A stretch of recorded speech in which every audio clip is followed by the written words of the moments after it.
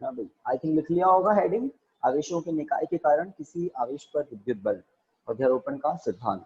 चित्र बनाते हैं, और चूंकि हमने कूलाम का नियम पढ़ लिया है तो ये टॉपिक आप आराम से कर पाएंगे। तो क्या करेंगे, क्या करना है, मान लिया निकाय में n बिंदु आवेश हैं, n बिंदु आवेश हैं, और n बिंदु आवेशों के कारण किसी एक आवेश पर विद्युत बल कार्य कर रहा है, और बहुत सारे विद्युत बल होंगे क्योंकि बहुत सारे आवेश हैं। कितने आवेश मानेंगे हम, n बिंदु आवेश मानेंगे, और इन n बिंदु आवेशों के कारण किसी एक आवेश पर विद्युत बल क्या होगा वो हम देखेंगे। तो ये जो यहाँ पर दिख रहा है आपको, मान लेते हैं यहाँ पर Q0 प्लस Q0 आवेश है। अब क्या दिक्कत हो गई, बच्चों की दिक्कत हो रही है। तो यहाँ पर Q1 आवेश है, ठीक है, यहाँ पर Q2 आवेश है, यहाँ पर Q3 आवेश, और 3 डॉट लगाकर यहाँ पर 1 2 3 यहाँ पर Qn बिंदु आवेश है, ठीक है। 1 मिनट, ओके। तो शायद अब जुड़ जाएंगे 1 2 3 4। तो ये nवें आवेश का विद्युत बल है ना, पहले आवेश का, दूसरे आवेश का, तीसरे आवेश का। तो सभी आवेशों को मैंने समान प्रकृति का मानते हुए चित्र बनाया है। दो चेयर,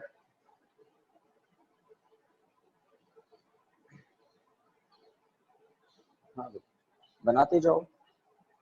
तो पहले आवेश के कारण विद्युत बल F1, दूसरे आवेश के कारण विद्युत बल F2, तीसरे आवेश के कारण F3, nवें आवेश के कारण Fn।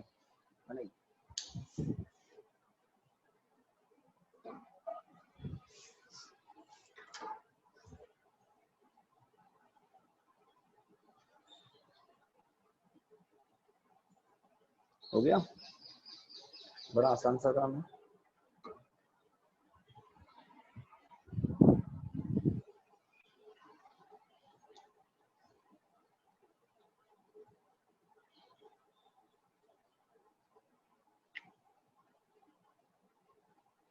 ये हो जाए तो बता देना। जो बच्चे मैसेज कर दिया नेटवर्क वीक है, उनके लिए रिकॉर्डिंग भी कर रहे हैं, उनको रिकॉर्डिंग भी सेंड कर देंगे आज की हमारी क्लास की। तो आवेशों के निकाय के कारण है ना, किसी आवेश पर विद्युत बल, तो किसी आवेश पर मतलब इस प्लस Q0 आवेश पर कुल विद्युत बल हम निकालेंगे Q1 Q2 Q3 Qn। इस तरह से n बिंदु आवेशों का ये निकाय है, सिस्टम है ना। तो बल कैसी राशि होती है, तो बल सदिश राशि होती है। मैं इन सभी बलों पर सदिश का चिन्ह लगा देता हूँ। बल एक सदिश राशि होती है, लगा दें आप भी। बाकी लोग थोड़ा मुझे बताओ, ऑडियो वीडियो आपके उधर कैसा आ रहा है, बताओ भाई। सर क्लियर है हमारा, क्लियर है, और बाकी लोग बताओ ऑडियो वीडियो कैसा आ रहा है। क्लियर है। क्लियर है ना, हाँ सर। तो दोनों में क्लियर है। मुकेश, सुखपाल, शक्ति, अरविंद, क्लियर है ना? Yes sir. ठीक है, तो यस सर। डायग्राम बन गया। म्यूट कर ले खुद को वापस, जब कुछ पूछे तो फटाफट अनम्यूट करके वापस सही करो। तो चलो, तो लिखिए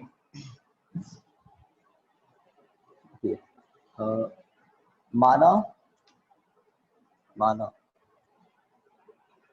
Q0 है ना प्लस Q0 बिंदु आवेश से, माना Q0 बिंदु आवेश से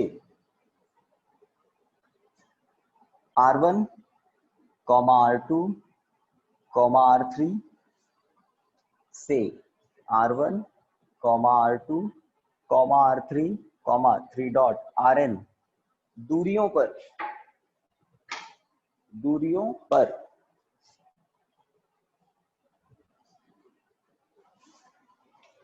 पर क्रमशः n बिंदु आवेश,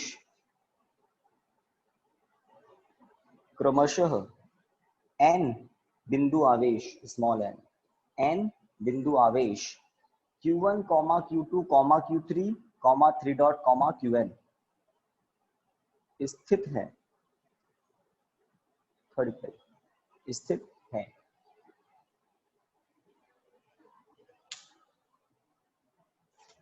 हो जाए तो बता देना यहाँ तक और आराम से।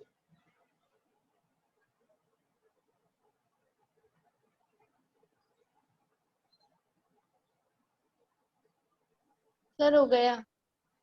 हो गया। चलिए आगे बढ़ सकते हैं। मतलब तो हमने दो बातें बता दी कि Q0 बिंदु आवेश से R1, R2, R3 क्रमशः है ना Rn दूरियों पर Q1, Q2, Q3, Qn आवेश उपस्थित है। ठीक है, डायग्राम में ये दिख भी रहा है। आगे लिखिए,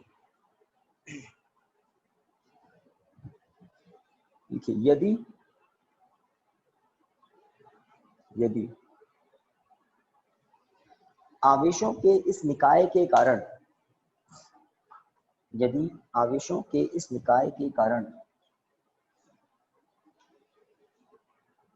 प्लस Q0 बिंदु आवेश पर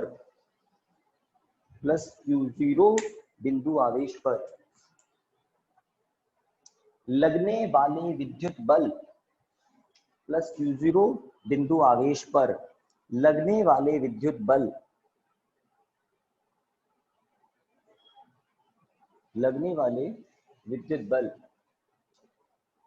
क्रमशः F1 vector, F2 vector, F3 vector, 3 dot, Fn vector हो तो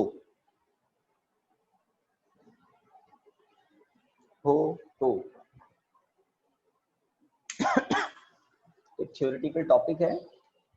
जब पूरा हो जाएगा तो एक बात महत्वपूर्ण, एक निष्कर्ष महत्वपूर्ण निकलेगा। तो क्रमशः F1, F2, F3 है ना, Fn है। तब Q0 आवेश पर परिणामी विद्युत बल, Q0 आवेश पर परिणामी विद्युत बल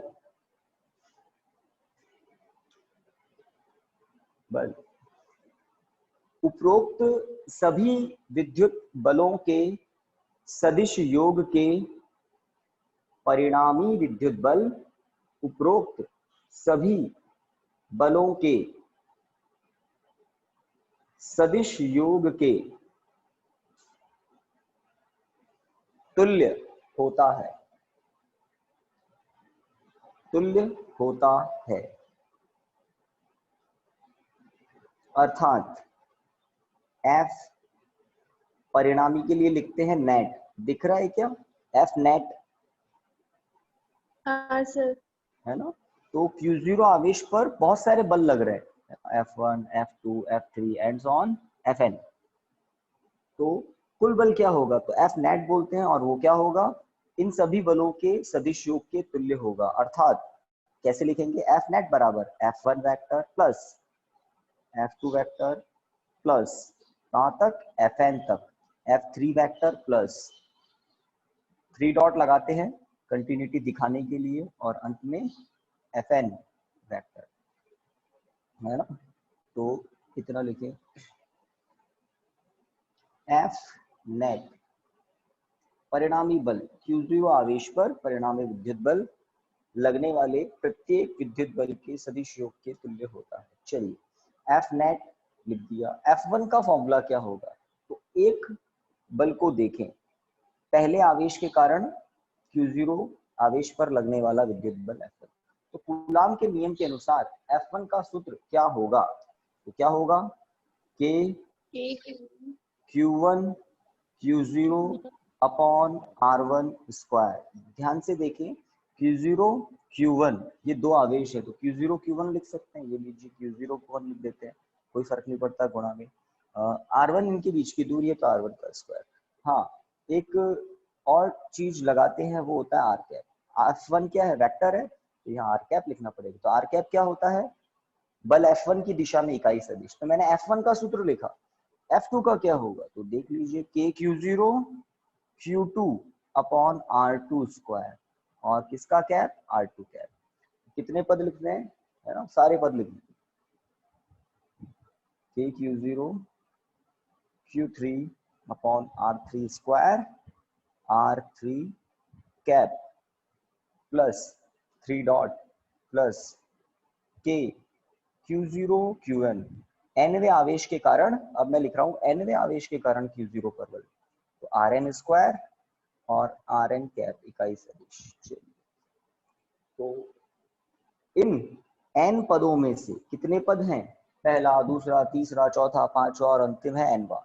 तो इन n पदों में से दो चीजें कॉमन आ रही है, k Q0 k Q0। ध्यान से देखो, हर पद में k Q0 दिखाई दे रहा है, दे रहा है ना, k Q0 सब में दिखाई दे रहा है। तो k Q0 को बाहर कर दिया कॉमन। अब देखो क्या होगा, ये होगा Q1 upon R1 square R1 cap, पहले पद में से बचा।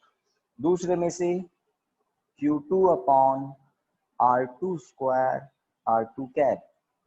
अब तीसरे में से Q3 upon R3 square R3 cap plus 3 dot, है ना, ये 3 डॉट बताती है कंटिन्यूटी को, Qn upon Rn square Rn cap.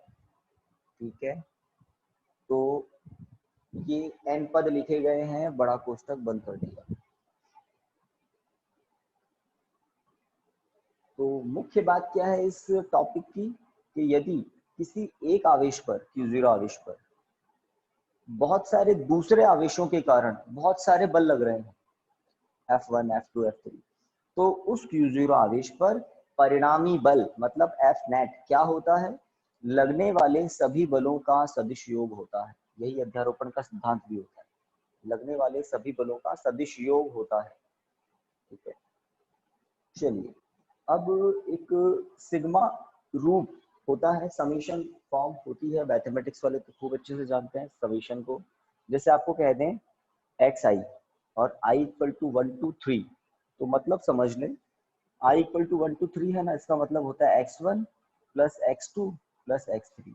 ये जो i है ये वेरिएबल होता है, और इसका मतलब है i कहाँ से कहाँ तक है, 1 से लेकर 3 तक, बीच में हमेशा क्या आता है, प्लस प्लस। अगर i इक्वल टू 1 to 4 होता तो प्लस x4 भी आ जाता। एक तो ये बात, और समझो समीशन को, यदि आपको कह दें xi इंटू yi और i क्या है 1 to 2, 1 से 2 तक, तो दो ही पद है, इसका मतलब x1 y1 plus x2 y2। और अगर i इक्वल टू 1 to 3 होता तो प्लस x3 y3 भी आ जाता, जुड़ते जाते। हाँ, अगर ऐसा कुछ कह दें xi अपॉन yi, तो क्या होगा, तो होगा x1 upon y1 plus x2 upon y2 plus x3 upon y3। अब मैं आपसे पूछ रहा हूँ i इक्वल टू 1 to 100 हो तो क्या होगा, कितने पद आ जाएंगे, 100 पद आएंगे, है ना, 100 आएंगे, 100 पद आएंगे, आगे आते जाएंगे। तो समीशन फॉर्म, इसको बोलते हैं सिग्मा रूप, सिग्मा बोलते हैं सिंबल को, समीशन सिग्मा। तो ये सिग्मा रूप कब काम आता है, जब किसी बड़े से पद को, ये एक बड़ा सा पद है जिसमें कितने पद है n, है ना, 1 2 3, इसको छोटा करके लिखना हो, तो छोटा करके लिखना हो तो आप समीशन फॉर्म सिग्मा रूप काम में ले सकते हो। तो देखिए, इसका एक और रूप है F नेट परिणामी बल बराबर k Q0 ऐसा। अभी जो बड़ा कोष्ठक है इसमें n पद है ना, Q1 R1 कैप, तो देखिए क्या आता है, summation QI upon RI square RI cap. तो जो भी बदल रहे हैं Q1 Q2 Q3 Qn तक बदल रहा है, R1 स्क्वायर R2 स्क्वायर ये भी n तक जा रहा है, R1 कैप R2 कैप। तो वेरिएबल क्या लिख देते हैं, i इक्वल टू 1 से लेकर कहाँ तक, n तक। ये हो गया समीशन फॉर्म, और इसके साथ ये टॉपिक होता है पूरा। अब इसका महत्व वापस सुन लो, एग्जाम में डायरेक्ट ये टॉपिक कभी पूछते नहीं है, तो टॉपिक क्यों करवा रहा हूँ, क्योंकि सिलेबस का पार्ट है ना, बोर्ड के सिलेबस का पार्ट है, इसलिए करना जरूरी था। महत्वपूर्ण बात क्या ध्यान देनी है, आंकिक प्रश्नों को हल करने के लिए हमें एक बात दिमाग में फिट कर लेनी है कि आवेशों के निकाय के कारण, due to the system of charges, है ना, किसी एक आवेश पर विद्युत बल, है ना, परिणामी विद्युत बल, किसी एक आवेश पर परिणामी विद्युत बल क्या होता है? विभिन्न आवेशों के कारण लगने वाले बलों के सदिश योग के तुल्य होता है। ठीक है, तो हो गया काम समेशन फॉर्म तक, सिग्मा रूप तक, यस सर। है ना। तो टॉपिक मैंने कहा, एग्जाम में डेरिवेशन तो क्या पूछेंगे, क्योंकि कितना आसान है, कूलाम का नियम ही n बार लगा दिया, बस कॉमन ले लिया, समेशन फॉर्म लिख दिया, ज्यादा कुछ दिमाग इसमें चलाना नहीं पड़ता है। चलिए अब एक दो प्रश्न आप मुझे करके बता सकते हैं, क्योंकि आवेशों के निकाय के कारण किसी एक आवेश पर बल अभी अभी पढ़ा है हमने। तो अब देखते हैं आप क्या बताते हैं। जैसे सरल प्रश्न से प्रारंभ करते हैं। एक सम बाहु त्रिभुज जैसा मैंने बना दिया, A B C, A B C. ए बिंदु पर प्लस 3 माइक्रोकूलाम आवेश है, बी बिंदु पर भी प्लस 3 माइक्रोकूलाम आवेश ही है, और सी बिंदु पर प्लस 1 माइक्रोकूलाम आवेश है। इस सम बाहु त्रिभुज की भुजा है 1 सेंटीमीटर, 1 सेंटीमीटर, 1 सेंटीमीटर, है ना। चित्र बना लो।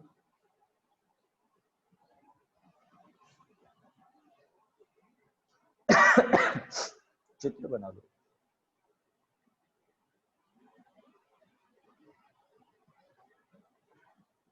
बिंदु सी पर स्थित प्लस 1 माइक्रोकूलाम आवेश पर परिणामी विद्युत बल, परिणामी विद्युत बल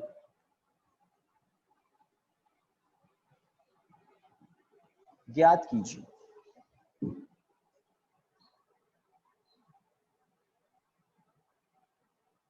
ज्ञात कीजिए, ज्ञात कीजिए।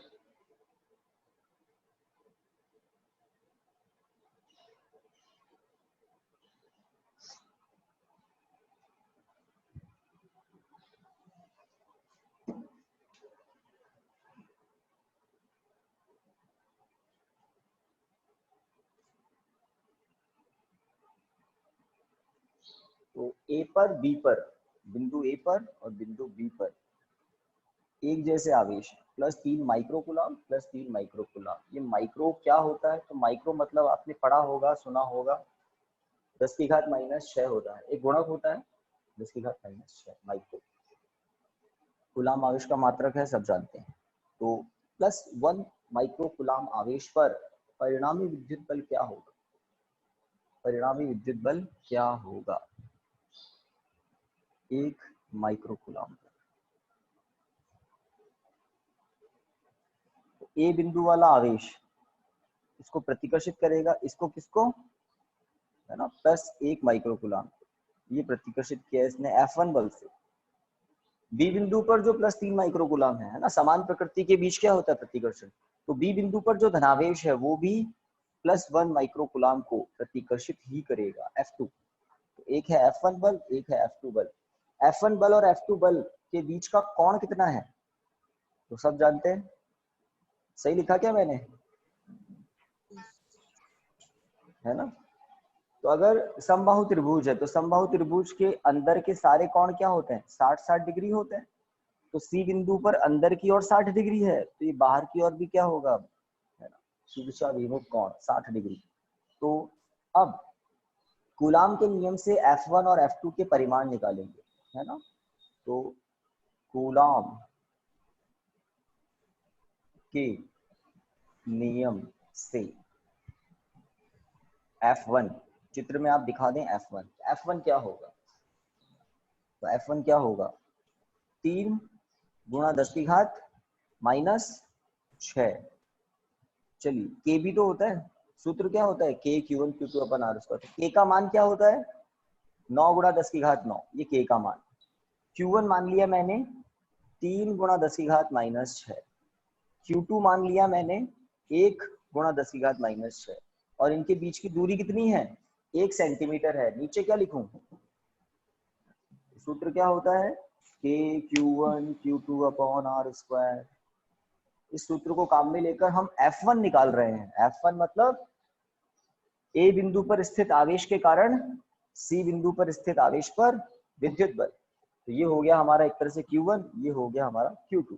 और बीच की दूरी R 1 सेंटीमीटर। नीचे क्या लिखूं, मीटर में नीचे क्या लिखूं -2। 10 की घात -2। क्यों, क्योंकि -2 का स्क्वायर भी तो आएगा, है ना, क्योंकि 1 सेंटीमीटर में कितने मीटर होते हैं 10 की घात -2 मीटर होते हैं। और वर्ग करेंगे तो 10 की घात -2 का वर्ग होगा, तो कितना हो जाएगा वर्ग 10 की घात -4। अब इसको हल कर लेते हैं और आंसर आ जाएगा। तो 9 × 3 27 गुणा 10 की घात देखते हैं, तो प्लस का 9 है माइनस का 12 है, तो माइनस का 3 बचा, माइनस का 4 ऊपर आएगा तो प्लस का 4 हो जाएगा, तो प्लस का 1 बचेगा, मतलब 10 बचेगा। तो F1 कितना आया, F1 आया 270 न्यूटन। बताइए आपका क्या है F1।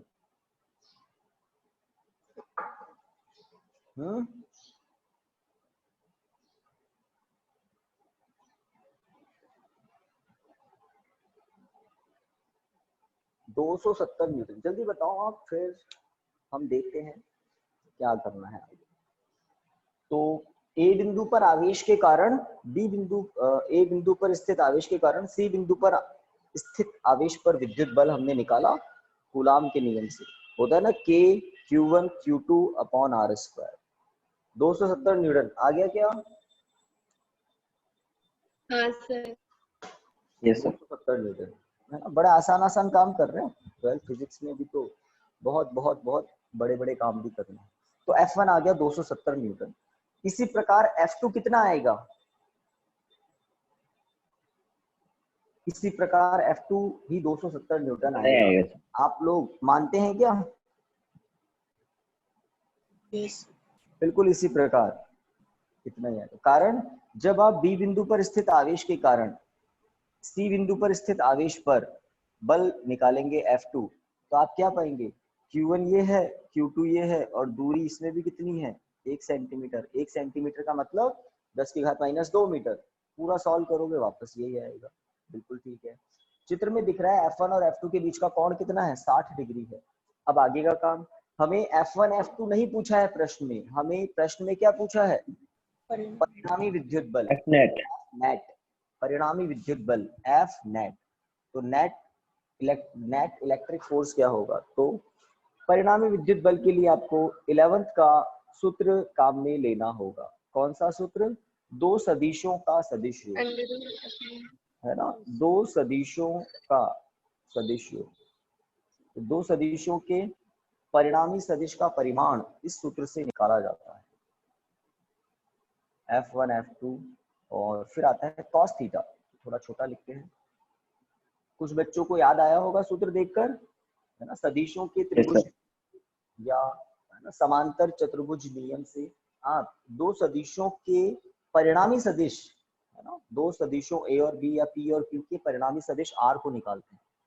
तो यहाँ पहला सदिश F1, दूसरा सदिश F2। भाई बल सदिश राशि होती है ना, तो पहला सदिश F1, दूसरा F2। F1 square plus F2 square plus 2F1 F2 cos theta, ये हो जाएगा सूत्र। तो लिखिए +1 कूलाम आवेश पर +1 माइक्रो कूलाम आवेश पर परिणामी विद्युत बल, परिणामी विद्युत बल। तो अब हम निकाल रहे हैं परिणामी विद्युत बल। तो रखते हैं F नेट परिणामी विद्युत बल, और उसका भी परिमाण है, ये मैग्नीट्यूड है 270 का वर्ग, वापस 270 का वर्ग गुणा 2 गुणा 270 गुणा 270 70 गुणा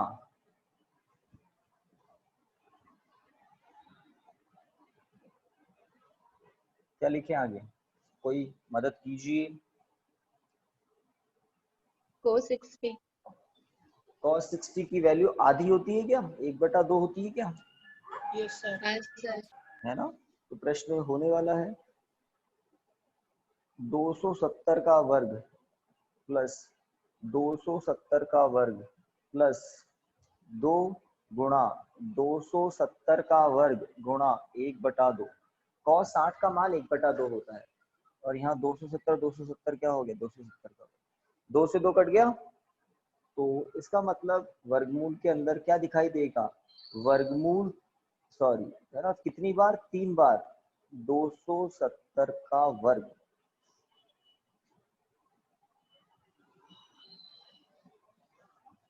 बताइए 3 बार 270 का वर्ग, 1 2 3, 3 बार 270 का वर्ग, तो क्या होगा, वर्गमूल 3 गुणा 270 न्यूटन। वर्गमूल 3 की वैल्यू होती है 1.73।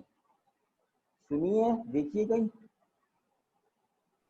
√3 की वैल्यू होती है 1.732, बट दशमलव के बाद 2 स्थानों तक ही लिखनी है आपको। गुणा करके कोई एक बच्चा बता दे, है ना। तो गुणा भाग तो कुछ भी नहीं है, मेन है शुरुआत, फॉर्मूला, ये सूत्र। 2 सदिशों का सदिश योग इस सूत्र से किया जाता है, और बल चूंकि एक सदिश राशि है इसलिए बल पर भी ये सूत्र लागू किया जाता है। और एक बार में ये सूत्र किन्हीं 2 सदिशों का परिणामी बताता है, किन्हीं 2 सदिशों का परिणामी ही बता पाता है ये एक बार में। गुणा किया हो तो बताओ, यहाँ पर मैं सदिश का चिन्ह हटा देता हूँ क्योंकि हमने परिमाण निकाला है। तो किसी ने गुणा किया हो तो बताओ। 400-500 के बीच में पहुंच जाना चाहिए।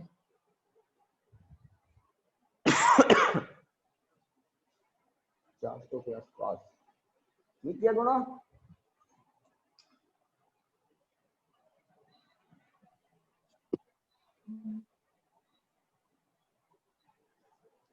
बड़ी देर भाई, जल्दी बताओ। 466.10। जी सर 46 हो गया उत्तर हम। 400 67 67 467 दशमलव, 0.01। तो छोड़ो इसको, 01 को हम नहीं लिखेंगे। तो 01 है मतलब राउंडिंग ऑफ करते हैं ना, पूर्णांकित करते हैं, तो ये हो गया 467, लगभग 467 न्यूटन। तो जो चित्र आपको दिखाया था ना त्रिभुज वाला, उसमें +1 कूलाम आवेश पर इतना परिणामी बल लगेगा, इतना परिणामी बल लगेगा। ठीक है, चलिए आगे बढ़ते हैं, एक प्रश्न और करेंगे। तो इसको मिटा सकते हैं, सबने कर लिया। Yes sir. हाँ सर। तो ये तो था एक सरल प्रश्न, अब आपसे करवाते हैं एक जटिल प्रश्न।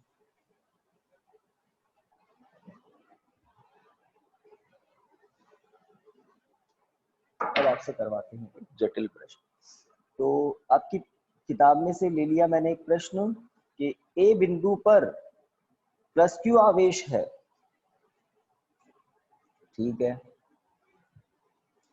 बी बिंदु पर -q आवेश है, माइनस लगा देता हूं, -q आवेश, इनके बीच की दूरी है r,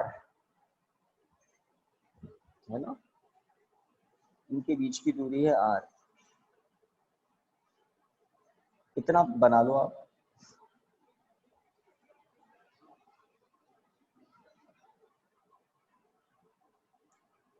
बताइए आकर्षण होगा प्रतिकर्षण इनके बीच, आकर्षण। आकर्षण होगा। और चित्र में दिखा दें, F आकर्षण बल से ये आवेश एक दूसरे को आकर्षित कर रहे हैं, तो परिमाण में समान है ये आवेश, प्रकृति विपरीत है, एक प्लस है दूसरा माइनस है। चूंकि प्रकृति विपरीत है इसलिए ये एक दूसरे को आकर्षित कर रहे हैं F बल से, आकर्षित कर रहे हैं F बल से। अब प्रश्न देखो, यदि यदि एक यदि प्लस क्यू आवेश का 75% भाग माइनस क्यू आवेश पर स्थानांतरित कर दिया जाए तो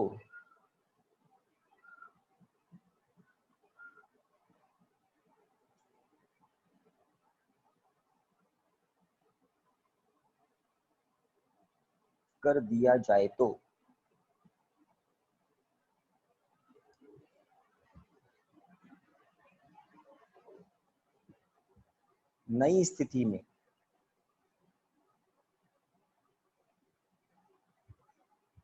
इनके मध्य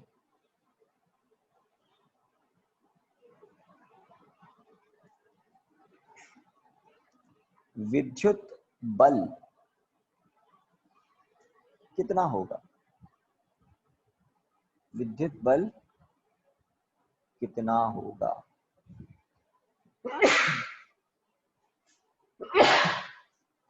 सॉरी, बताइए कितना होगा?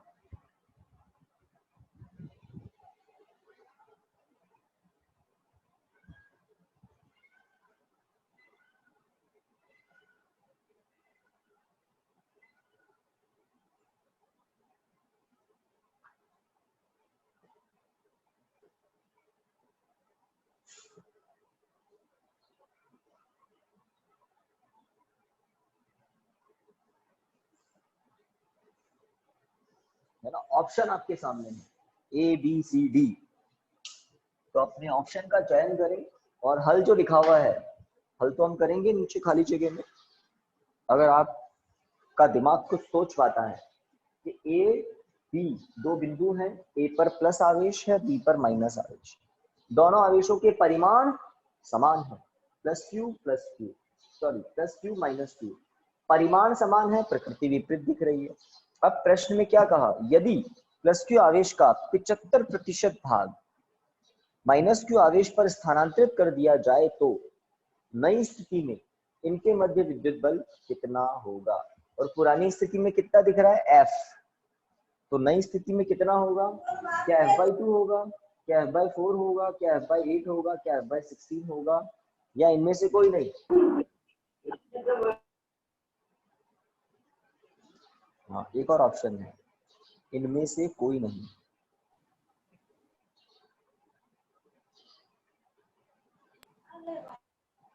हो सकता है आपका इनमें से कोई नहीं आंसर आए, तो बताएं, फिर आपको मैं पूरा डिटेल में बताऊंगा। पहले आप थोड़ा दिमाग चलाओ, क्या पता कोई हल ही कर देगा, क्या पता आप में से कोई हल ही कर देगा इसको।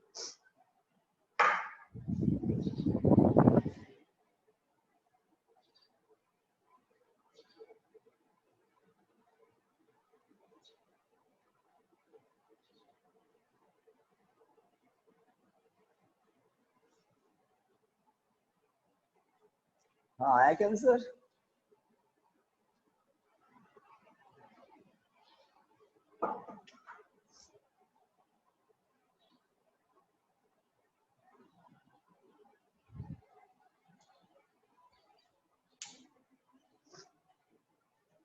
कर रहे हैं या करवाऊं? आप दिमाग चलाना चाहते हैं थोड़ी देर, या मैं बताऊं?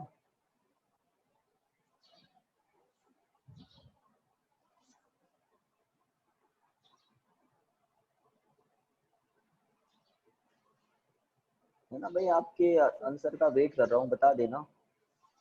आप कर रहे हो तो अच्छी बात है। सर डी आया। डी आंसर आया। क्या नाम आपका? सुखपाल। सुखपाल, एक आंसर आया। एक दो बच्चों से और पूछ लेते हैं।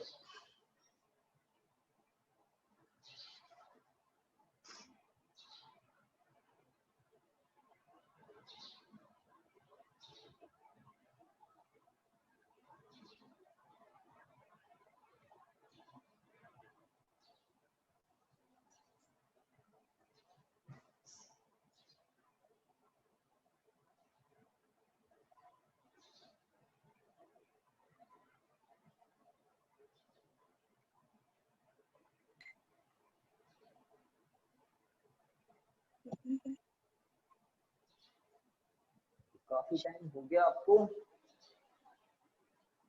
तो हल करें इसका। हाँ हाँ सर। कुछ, हाँ बताइए आपका क्या आया। सर इनमें तो इनमें से समझ कोई में ही नहीं नहीं है। समझ में। नहीं सर, पता नहीं। हाँ जी सर। प्रश्न तो सामने है आपके कि एक आवेश है वो अपना 75% दूसरे को दे रहे। तो पहले तो मैं इस प्रतिशत को समझाता हूँ आपको। जैसे Q का 50% मतलब क्या होता है, आधा होता है। Q का 50% मतलब Q/2, बताइए हाँ ना। Yes sir. तो किसी भी भौतिक राशि का 50% मतलब उसका आधा होता है ना, Q/2 होता है। ठीक है, अगर आपको कहें हाँ सर। Q का 25%, तो इसका मतलब मैं समझता हूँ 1/4, 3/4। है ना। तो इसी तरह से Q हाँ का सर। 75% मतलब क्या होगा, तो इसका मतलब ये होगा। 3/3।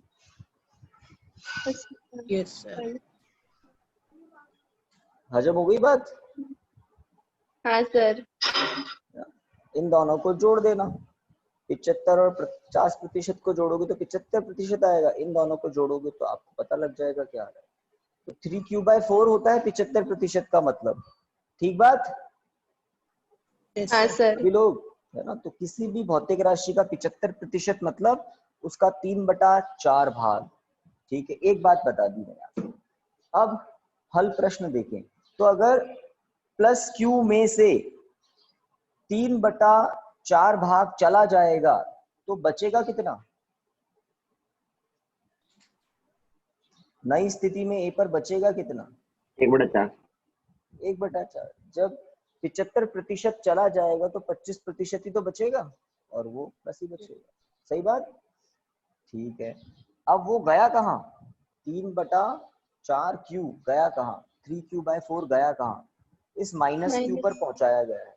तो इस -Q को कितना नया आवेश मिल गया, +3Q/4 आवेश मिल गया।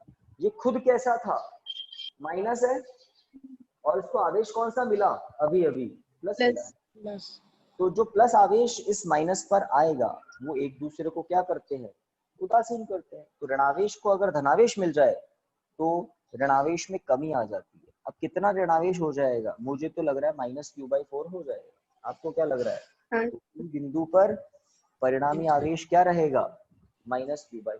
नई स्थिति है, दोनों के बीच की दूरी उतनी ही है जितनी पहले थी, दूरी नहीं बदली। क्या बदला, आवेश को यहाँ से 75% लिया और यहाँ पहुंचा दिया। तो ये तो समझाने के लिए इतना डिटेल में बताया। वास्तव में बी बिंदु पर अब कितना बचेगा, -Q/4। सही बात। Yes sir. -Q/4, क्योंकि धनावेश जब ऋणावेश पर आता है तो वो धनावेश ऋणावेश को उदासीन करता है। और इस ऋणावेश पर कितना धनावेश आया, +Q/4, इतना आवेश आया है ना। इसका 75% यहाँ आया, और ये कितना है, ये है -Q। तो इन दोनों को आप जोड़ेंगे तो एक है माइनस का, एक है प्लस का, तो कितना आएगा, माइनस का आएगा Q/4। चेक कर लेना। चलिए, अब कूलाम के नियम से बल क्या होगा, तो F' नया बल हम मान लेते हैं F'। पुराना तो कितना है, F है। तो नया बल F' है, तो वो क्या होगा, Q/4 Q1 into Q2 upon R², है ना। होता है ना Q1 Q2 अपॉन R²। तो Q1 भी Q/4 है, Q2 भी Q/4 है। परिमाण लिखते हैं तो ये हो गया KQ² अपॉन 16R²। देखो सही लिखा मैंने, 1/4 1/4 नीचे जाकर क्या हो जाएंगे, 1/16। सही लिखा। हाँ इसको सर। ऐसे भी लिख सकते हैं, 1/16 F। अब बताओ ये F क्या है, KQ² अपॉन R² होगा ना, KQ1 Q2। इस F का अगर आपको सूत्र लिखना हो पहले वाली स्थिति में तो वो होगा KQ अपॉन R²। ये भी Q है, ये भी Q है, तो K Q upon R square मतलब K Q square upon R square. तो K Q square upon R square की जगह मैंने क्या लिख दिया, पुराना वाला बल एफ। तो कौन सा ऑप्शन सही है जो सबसे पहले बताया था, है ना? तो कौन सा ऑप्शन सही है? डी। D sir. किताब का प्रश्न है आपके ऑब्जेक्टिव क्वेश्चंस जो है ना पहले चैप्टर में, उसमें आपको ये मिलेगा। तो किसने बताया था? सुखपाल ने बताया था क्या, है ना? Yes. तो बिल्कुल सही बताया था, D option is correct, D option is correct. तो ये आपके शायद जो ऑब्जेक्टिव क्वेश्चंस है ना किताब में बहुचयनात्मक, उसमें सबसे अंतिम प्रश्न हो सकता है किताब। तो आप देखना, ऑप्शन पता नहीं क्या है लेकिन एक ऑप्शन मिलेगा आपको हो सकता है उन्होंने ए रखा हो, बी रखा हो, क्या रखा हो। चलो तो आगे बढ़ते हैं, थोड़ा टाइम देख लूं मैं क्योंकि आज आधे बच्चे ज्वाइन नहीं हो पाए तो क्लास हम ज्यादा बड़ी लेंगे नहीं। चलिए, तो ऐसे प्रश्न भी होते हैं।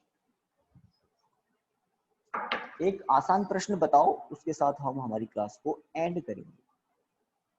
ए बी दो बिंदु आवेश हैं, ए पर Q1 आवेश है, बी पर Q2 आवेश है, इनके बीच की दूरी है r।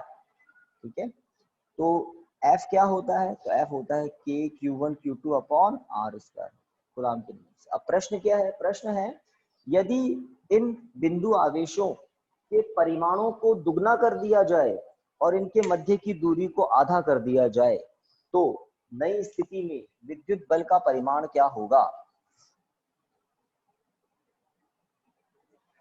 यदि आवेशों के परिमाणों, है ना, ये भी आसान ही है, जो अभी पहले प्रश्न किया है उससे तो बहुत आसान ही है। यदि आवेशों के परिमाणों को दुगुना व इनके मध्य की दूरी को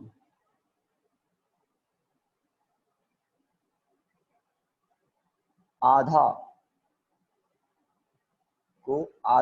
कर दिया जाए तो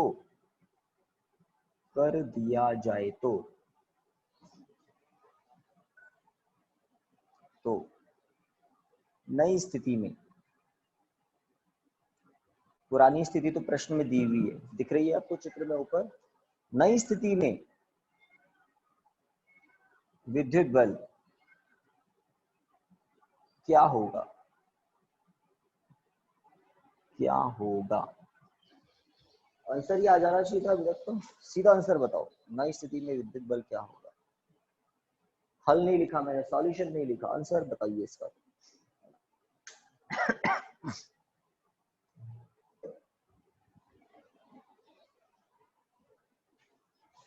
आया क्या?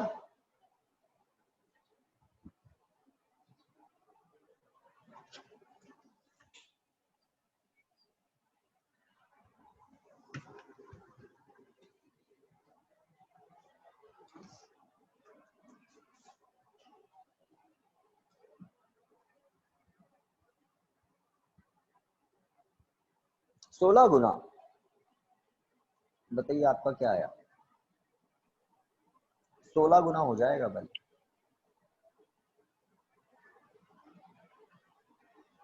कैसे हो जाएगा? तो पहले बल कितना है? F है, F का सूत्र आपके सामने। अब प्रश्नानुसार A की जगह क्या लिखा जाएगा?